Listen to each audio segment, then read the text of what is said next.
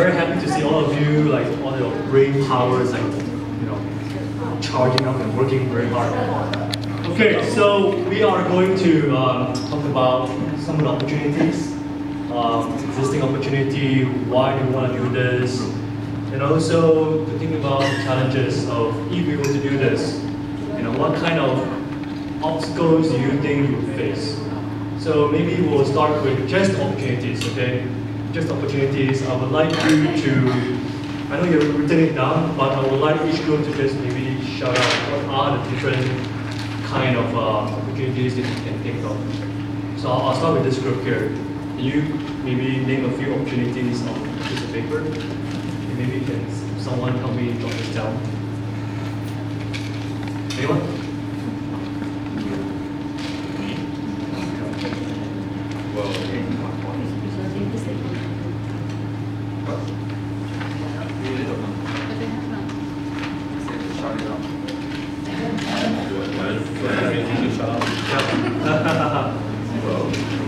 First of all, the availability of the resources, such as the support for the NS or SA.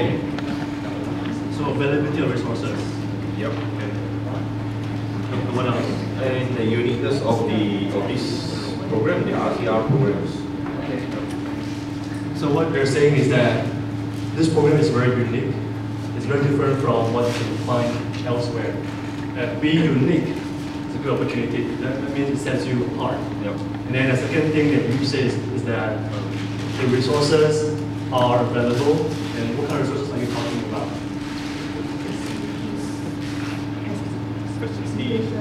The facilities, the materials, and the books, and also Mr. Google, Mr. YouTube, all right, Facebook. Sure. Sorry, I think the first student can be paying. Oh, no problem. So the first thing is that the program is a unique program. It's an opportunity. Yeah. And then the second thing is that resources are really available. Okay. I'll come to your group. What are opportunities?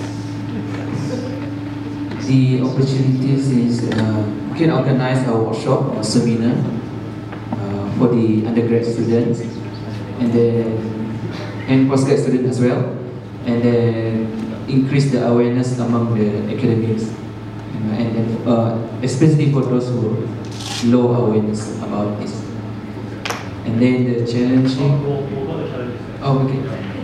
So, just to reiterate what you say is that because all of us are lecturers here, we're all teaching, we're all students, so that is our first point of entry is to teach this to our students, right? And the second thing is that since we work in research group, in department, so our network is already there, so we can easily spread this RCR active learning with them immediately. So those are the two opportunities. You get that, Alistair? Student teaching. Student teaching and Where? yeah, increase awareness among the peers and the students. Okay, what are the opportunities from this group? First is we have a working group. Basically, we have support from everyone. We do like-minded people doing similar things all over Malaysia. And we can also help to set up ad hoc committee at the university or on national level. So the second point again? To set up ad hoc committee. Ad hoc committee. Yeah. Okay. So the opportunity is that we already have a body of colleagues here who can work together to move this forward, right? Opportunity. And maybe what you said about setting up an ad hoc committee is more of how to move forward from here, which is to set up a committee. And that kind of ties into your first point, which is that we already have the people. Now we just need to formalize this partnership together, right? Okay, excellent. Sorry, the name. Yes. One was the working group. What's the difference between the working group and the ad hoc committee? Oh, it's the same thing. That's only one. So the first thing is to get the working group together to move this forward. Right, so establish a working group. Yeah, that's good. Okay, is Yeah. there a second point? We can give another one. Yeah, sure, go ahead, of course. We can also set up trainer program. So, Okay. yeah, then we can probably get from there. Yeah. So training of trainers program. Excellent. have few hundreds of opportunities. Just like highlight. Top 50. Oh, okay. Top 50. Yeah. So basically, the first thing everybody agree is that we see absence of or partially guideline and curriculums on this responsible science. So when the guideline is not there, it is an opportunity for us to develop and sort of The base guideline.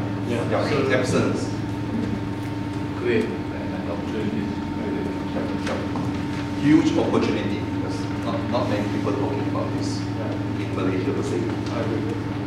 And the other one is we do see capacity buildings, not only for lecturers, it's actually for different level of stakeholders. From the management, it's actually down to the supporting staff. Everybody have to speak in the same language. And this is also a great opportunity. So many audience, so many stakeholders, and nobody trained them. So huge opportunity. The third one is actually we are having the resources here, and we have all the materials. At least we get the starting where to move on. And the last one is the networking. Now we are not alone, but having groups of good people, young people together, and that makes another opportunity for us to make young people together. Thank you. All right, excellent. So I'm gonna not make you present your challenges because I went around the table and I see that all your challenges are the same. So I think if you start doing that, it'll be overlapping a lot. But I'm going to touch upon the challenges. You have to, Liz, sorry, Liz. I want to point out something that you may not recognize. Many of the opportunities that people named are considered to be challenges by other people. So you identified things that are absences and silences as opportunities to move in and do something, as opposed to, oh, there's no resource there. And that is a tremendously positive approach that I think is very empowering. So most people, even in the United States, where there are lots of resources and lots of opportunities, say, well, you know, there's no curriculum. You all see curriculum. So I'm very impressed. Thanks for pointing it out. I think it's commendable. Yeah, we Malaysians, we always try to look at the bright side of things, right? So even like the environment that we live in, can't help but look at the bright side. Excellent. So allow me to now move on to sharing our experience. And I'm speaking here on behalf of myself, Chai, as well as Abi and Najib, who is not here today. Four of us, we went to this workshop in Kuala Lumpur 2 years ago, and we were given a mission, which is to spread the news, which is to share the firstly gospel of active learning and RCR. And I was just chatting with the tribe, and we both agree that after that workshop, we were so excited. We were like, yes, now we know that we're not alone, like what you said. Now that we have this module, this method, we have this support, we are going to do this. And it came at a very good time for many of us to move this forward. Even like from Julie and from Helen, I remember you say that, well, you wish that there was something like this. When you started as a lecturer, you wish there was something like that. So we have something like this. So I hope you're all as excited as we are 2 years ago. We are still excited, yes. We are still excited. And just to give you an overview of what we have done since 2013. Just to let you know, at the end of that 2013 workshop, National Academy of Sciences, they invited proposals from us to conduct workshops at our university. So four of us, we put in a proposal of what we want to do, how we want to do it, and where we want to do it. And we got a small grant from NAS to conduct workshop. Only one workshop was funded, but we were able to stretch the money and use it to support other workshops. So I also want to point out that this workshop comes in variety of sizes. Some are like large workshops, some are small workshops, some are like 2 days workshops, some just a 2-hour seminar or workshop, so it comes in a variety of flavor. For example, at UTM, our colleague Naji and his team, he has conducted 3 workshops at his universities for students, postgraduate, and lecturers, and he has reached out more than 100 people. And he taught various topics of RCR, just like what we have talked about at this seminar, this workshop. And Chai and her team at UM, with the support of Abi and myself, she has conducted 2 workshops, a big one and a small one. She has reached out to more than 40 lecturers and students. Again, a lot of different topics, especially authorship. For myself, I have conducted 2 workshops, one with a small group, but one whole day of workshop. Another one in my own faculty to a larger group, but just 1.5 hour workshop. And then Dr. Abi conducted 2 workshops. The most recent one was about 2 months ago. And the unique thing about this workshop is that we focus more on lecturers, just lecturers. The reason why is because the topic that he chose to present is on collaboration. So we think that collaboration could be more useful for lecturers. And our goal during that workshop is to develop some sort of good collaborative practices or guidelines for lecturers to do collaborative research. We also, in this particular workshop, I don't know about Naji's workshop, to spend 1.5 hours to talk about active learning. So a lot of things that we talked about yesterday, we also talked about it in that workshop at Perdana University. Also interesting is that because I know a friend who is a corporate trainer in personality testing and evaluation. So since we talk about collaboration, it's all about human interaction, right? So we invited her to come and give 1.5 hours of talk on knowing who you are as a person, who your collaborators are, how to communicate with this person, how to set expectation, how does extrovert work with introvert, how does people with different expectation collaborate one to another. So we did that in our last workshop. So it's all about how you want to introduce new elements into your workshop. So what have we learned at this workshop? I'll present you the challenges that we faced, but at the same time, I'll also address some of the challenges that we have written, but I'll also share with you how we have tried to overcome these challenges. So, first one, commitment. Right, we have talked about this. We're all very busy lecturers. We're all young lecturers trying to establish our career. We all have KPIs. We all have papers we write, students to supervise. Where do we find the time? But I think the most important element here is that if you really want to take ownership of this program, if you really are committed to this initiative, then you have to be fully committed to doing this.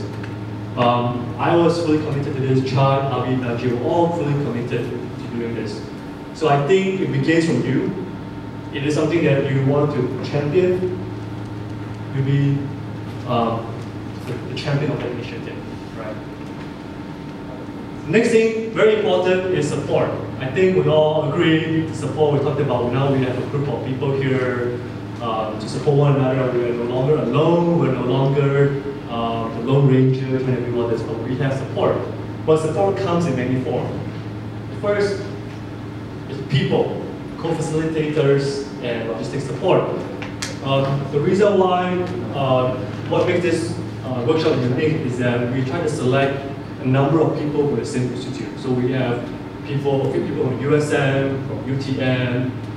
Unfortunately, some universities we couldn't get more people. But it is a clear intention in the beginning to get more people from each university, so that when you go back to the university, you have a core team of people to work with. It's already established. So that's a very good start. So when Chai is at UM, myself at UPM, and Abi at Perdana, we were sort of in the same vicinity.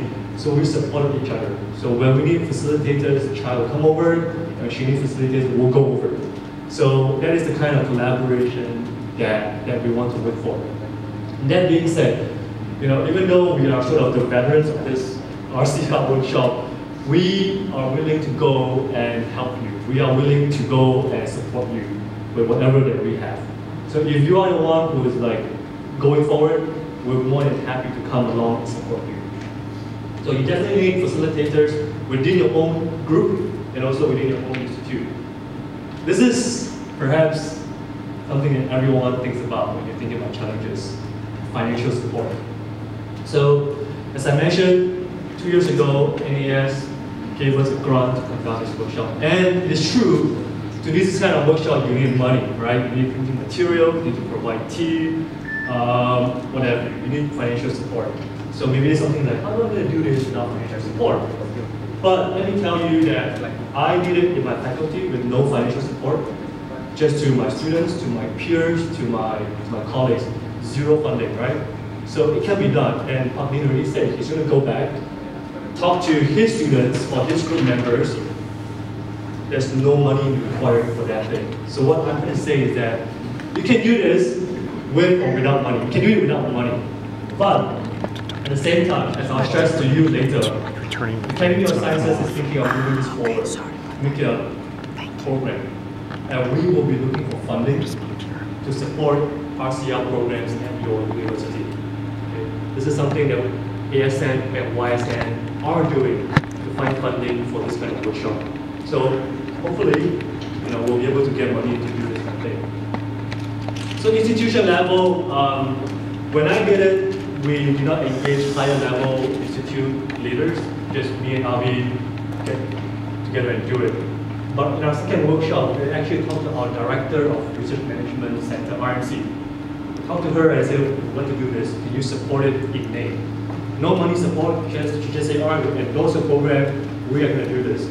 So when we print our invitation letter, when we print our flyers, we'll say supported by RMC. Supported by the dean or supported by the VC, supported by someone.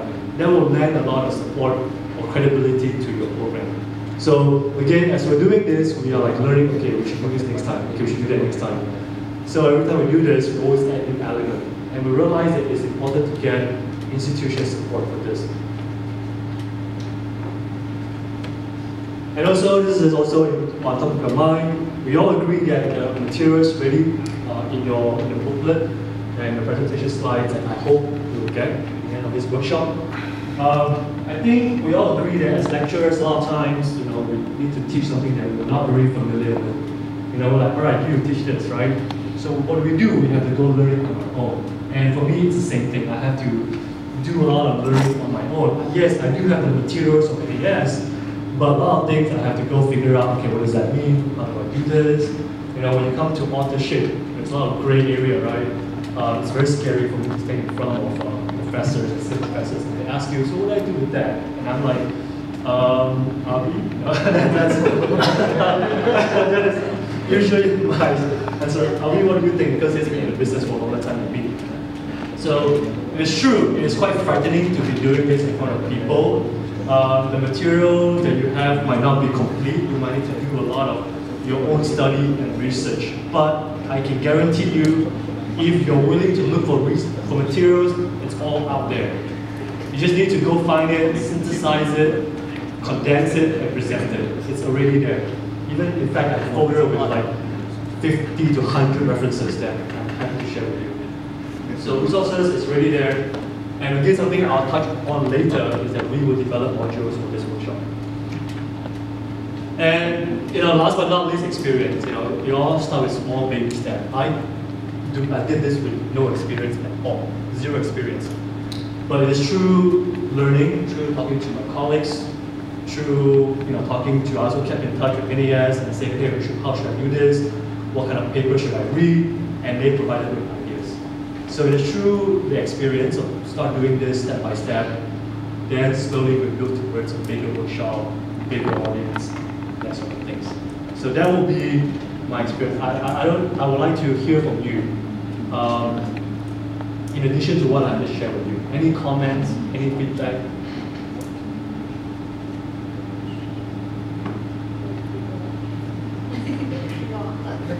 Okay, sure. I think the survival of RCR workshops would actually depend a lot on what are we going to have in the future. I think the biggest thing in terms of developing and making sure that something stays relevant is when the product's out in the market and you've already got one in the pipeline. So we've got to really plan to make sure that whatever that we're going to embark now stays relevant for the future and make sure that this is going to be something mainstream that is needed for the future generation. I mean, that's my 2 cents.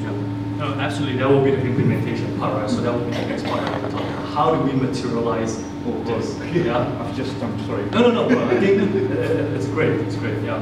Any other comments? You're great. As far as these ASEA are concerned, I think most importantly, not only on these young lecturers that you should actually infiltrate all this information. Yeah. I think you should organize a session where to invite all the deputy deans of the research and management so they are aware of this. So then they can take step forwards to implement it at a better approach. Because all of us, when we say anything, it doesn't make any impact to them. When they realize and they have to undergo this workshop, then they realize how important it is. Yes, thanks for your feedback. Actually, I would like to comment on that. Is that, for myself and Chai, we also know money in our university, yet we did it. So we don't have to. Yes, I agree. We need to engage the stakeholders. There's something we'll talk about again in the next session. But we actually can start doing it without really convincing them to support us.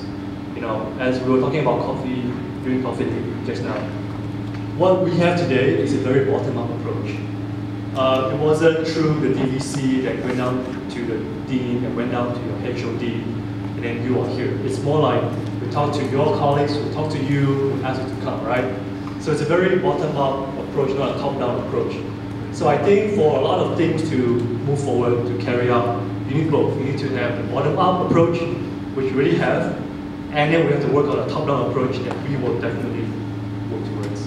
Yeah. Other comments, Chai? So go ahead. Sorry. Just one of the suggestions that how can we do it without any financial support. I think it is good that that just emphasize what you're talking about the workshop. So I think there's one opportunity that we can do if based on what are the existing curriculum that we have. I think if it will be good that if we can get when we talk about RCR and we know what are the criteria that we define the RCR, and then to compare with what are the existing curriculum we have. For example, yesterday we have a case to say that under the research methodology, maybe 3 hours is dedicated for the research ethics. Maybe it's already covered there, but it's not explicitly for RCR. So I think there's some comparison, so we know how can we expand from that onwards.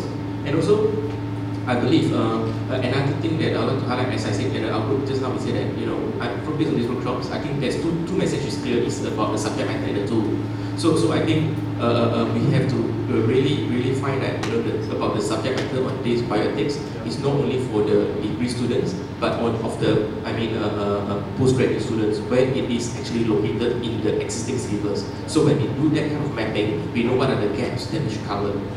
I think these are the things that. I think that's a great opportunity because you're already teaching some courses. You just need to fit this into your teaching curriculum. Thank you. So I just would like to share a little bit of experience, on how we actually get these move on and things like that. So initially, after the workshop, so we got really excited. This is what we want. So this is exactly I'm not alone and things like that. So and the fire was just there. I wanted to do something.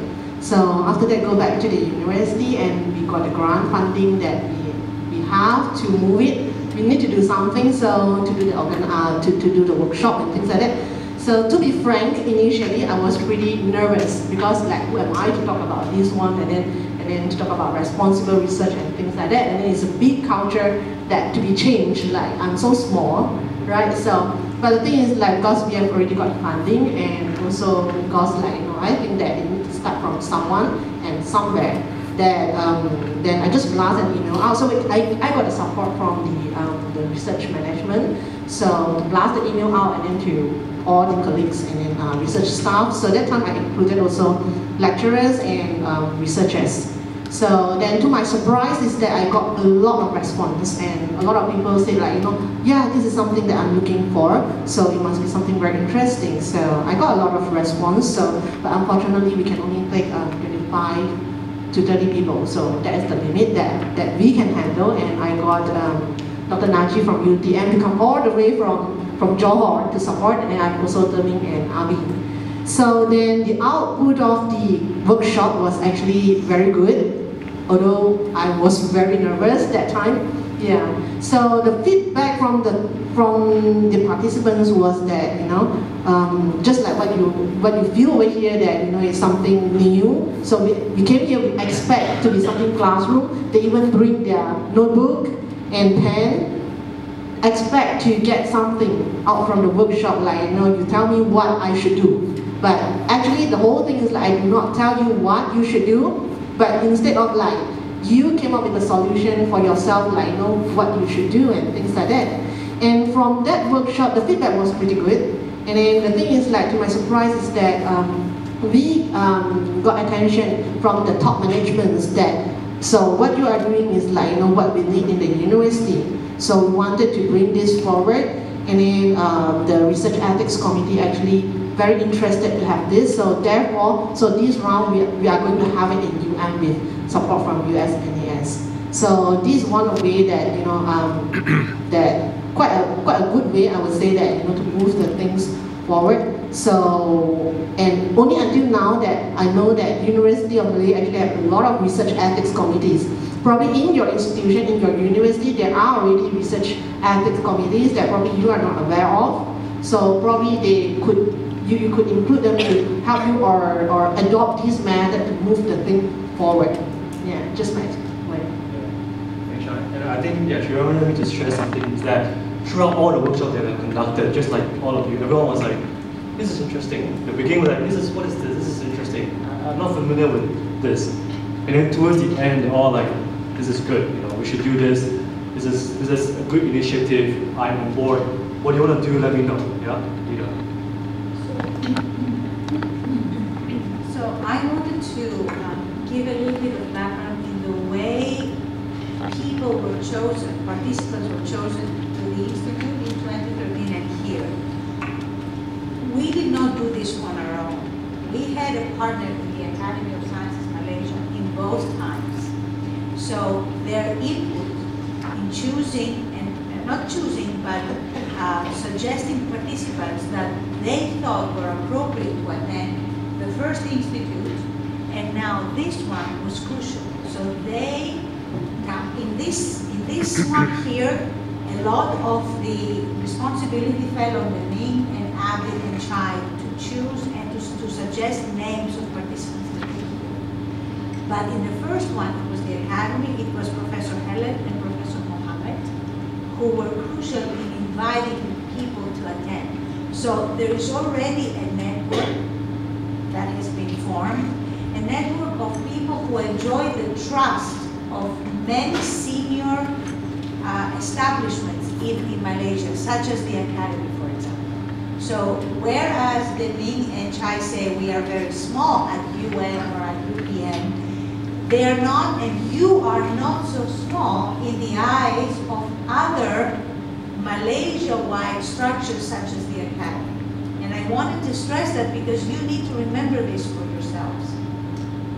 You are here because there is potential in you, according to people who live and practice research and science in Malaysia, not according to us. We were not the ones who chose you. We just enabled the Academy, the Ming, Chai, Abby, to hold this. Next leader. So I would encourage, I'll ask one more comment before I move on to my next two slides. From Helen.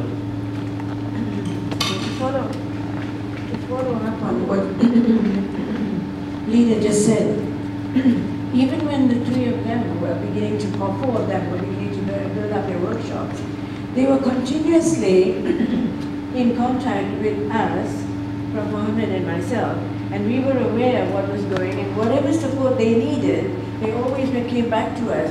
What we want to say now is that group, just two of us at that time, has expanded to 4 more, and to this big group. So you should not feel that you in UTM or somewhere are on your own and you need only your group. You can always draw on all of us. And as much as we can support you, we will be there for you. And when we get stuck, we go to USNAS,